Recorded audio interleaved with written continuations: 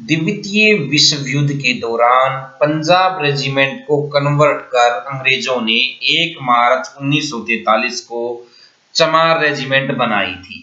उस समय देश में ब्रिटिश हुकूमत थी और द्वितीय विश्व युद्ध चल रहा था, तो मध्य भारत के जाट समुदाय के लोगों ने अंग्रेजों को बताया कि चमार जाति भी जाटों की तरह लड़ाकू और बहादुर है, इसलिए चमार को भी सेना में शामिल करें। इसीलिए अंग्रेजों ने चमार रेजिमेंट का गठन किया। चमार रेजिमेंट का मुख्यालय जालंधर पंजाब था। चमार रेजिमेंट के गठन के बाद इसमें भर्तियां शुरू की गई और हरियाणा के बदरपुर, उत्तर प्रदेश के हापुड़ के पास बाबूगढ़, मध्य प्रदेश के चंदुवाड़ा, सागर और महाराष्ट्र के नासिक में ट्रेनिंग कैंप लगाए गए। उस वक्त जापानी फौज ने आसाम और बर्मा के रास्ते भारत में घुसने का प्रयास किया। इस पर आसाम के मटकिला और बर्मा के रंगून और मांडला में चमार रेजिमेंट को भेजा गया, तो वहां पर चमार रेजिमेंट के बहादुर सैनिकों के शौर्य के आगे जापानी सेना टिक नहीं पाई और जापानी सेना को वहां से मुंह छिपाकर भागना पड़ा। इस पर चमार रेजिमेंट को बैटल ऑफ कोहिमा अवार्ड से भी नवाजा गया, जिसका प्रमाण कोहिमा युद्ध स्मारक है, जिस पर चमार रेजिमेंट और उसके बहादुर सैनिकों के नाम दर्ज हैं।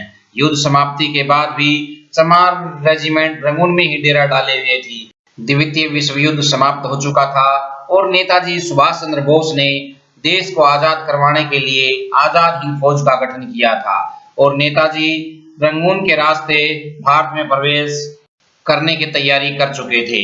इस पर चमार रेजिमेंट को नेताजी सुभाष चंद्र बोस की आजाद हिंद फौज सेना के खिलाफ लड़ने का आदेश मिला, लेकिन चमार रेजिमेंट के बहादुर सैनिकों ने नेताजी के खिलाफ हथियार उठाने से मना कर दिया। इस पर चमार रेजिमेंट को वापिस बुला लिया गया। अंग्रेजों के खिलाफ चमार रेजिमेंट ने विद्रोह कर दिया। विद्रोह के खबर उठते देख चमार रेजिमेंट को वापिस बुलाया गया, लेकिन चमार रेजिमेंट के अधिकांश सैनिक नेताजी सुभाष चंद्र बोस की आजाद हिंद फौज सेना ज्वाइन कर चुके थे और चमार रेजिमेंट के जो सैनिक वापस पहुंचे उन्हें पाकिस्तान प्रांत के बल्लू छावनी भेज दिया गया और वहां से अफगानिस्तान के बॉर्डर पर वाना वजीरिस्तान कैंप में भेज दिया गया। देश में आजादी के लिए भी आंदोलन तेज हो गया था। अंग्रेज भारत छोड़कर वापस जाने लगे थे। सन 1947 को 15 अगस्त के दिन भारत आजाद हो गया था और चमार रेजिमेंट, डोगरा रेजिमेंट और नैन बैटरी रेजिमेंट ने आजादी का जश्न वाना वजीरिस्तान कैंप में ही मनाया था। देश के आजाद होने के बाद स्वतंत्र भारत की सरकार ने पहले डोगरा रेजिमेंट को वापस बुलाया, तो पाकिस्तान में पठानों ने उन पर कातिलाना हमला कर दिया, जिसमें डोगरा रेजिमेंट के अनेक सिपाहियों को अपनी जान से हाथ धोना पड़ा था। इसके बाद चमार रेजिमेंट और नैन बैटरी रेजिमेंट को भी भारत आने का आदेश मिला। सड़क के रास्ते जाने के कारण अपनी मर्जी से फायरिंग के आदेश की मांग करी, लेकिन दोनों रेजिमेंट के कर्नलों ने अपनी मर्जी से फायरिंग के आदेश नहीं दिए। इस पर सैनिकों ने हवाई मार्ग से भारत जाने का आग्रह किया, तो उसे स्वीकार कर लिया गया। इसके बाद हवाई जहाज से दिसंबर 1947 को लाहौर दोनों रेजिमेंट पहुंची। लाहौर से रेलगाड़ी के द्वारा 10 दिसंबर को इलाहाबाद पहुंचे। इसके बाद चमार रेजिमेंट के सैनिकों को सूचना मिली कि रेजिमेंट को समाप्त कर दिया है। इस पर सैनिकों ने 17 दिसंबर 1947 को अपने कमांडिंग अफसर के समक्ष विनती की कि चमार रेजिमेंट को समाप्त मत करो, हम चमार रेजिमेंट में ही काम करना चाहते हैं। अफसर भी नहीं चाहते थे कि चमार रेजिमेंट बनी रहे, क्योंकि चमार रेजिमेंट में कर्नल, मेजर, कैप्टन, लेफ्टिनेंट, सूबेदार मेजर और सूबेदार अन्य जाति के थे। सिपाही, हवलदार और जमादार सिर्फ चमार जाति के थे। इस कारण अफसर भी नहीं चाहते थे चमार रेजिमेंट बनी रहे।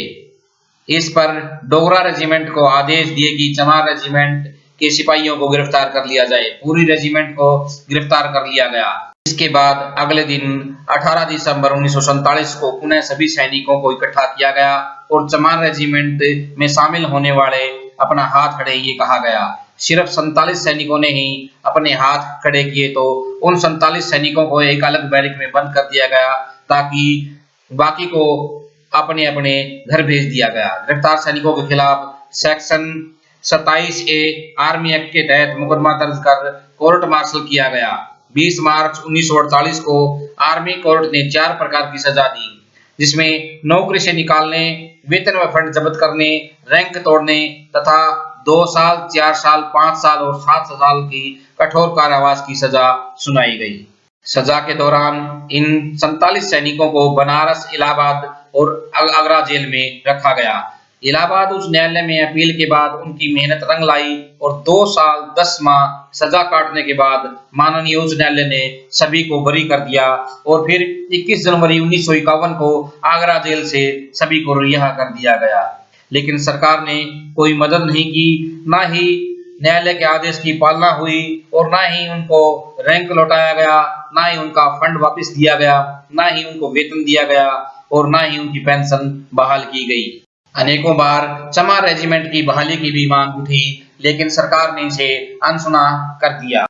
हरियाणा प्रदेश चमार संघ रश्मि के संस्थापक अध्यक्ष स्वर्गीय चौधरी गजेश सिंह मुवाल ने प्रदेश में अनेक जिलों पर जिला स्तरीय चमार सम्मेलन, प्रदेश स्तरीय चमार सम्मेलनों का आयोजन किया, जिसमें चमार रेजिमेंट की बहाली की मांग को उन्होंने प्रमुखता से उठाया।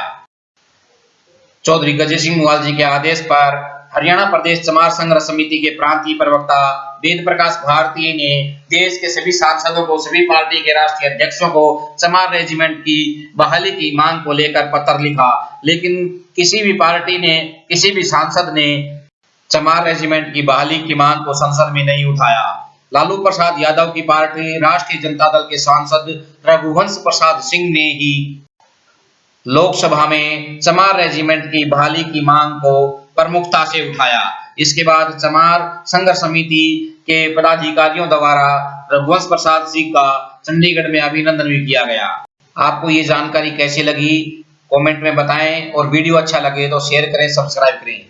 चमार रेजिमेंट पर पुस्तक लिखने वाले सतनाम सिंह अब चमार रेजिमेंट पर जवाहरलाल नेहरू विश्वविद्यालय से पीएचडी कर रहे हैं।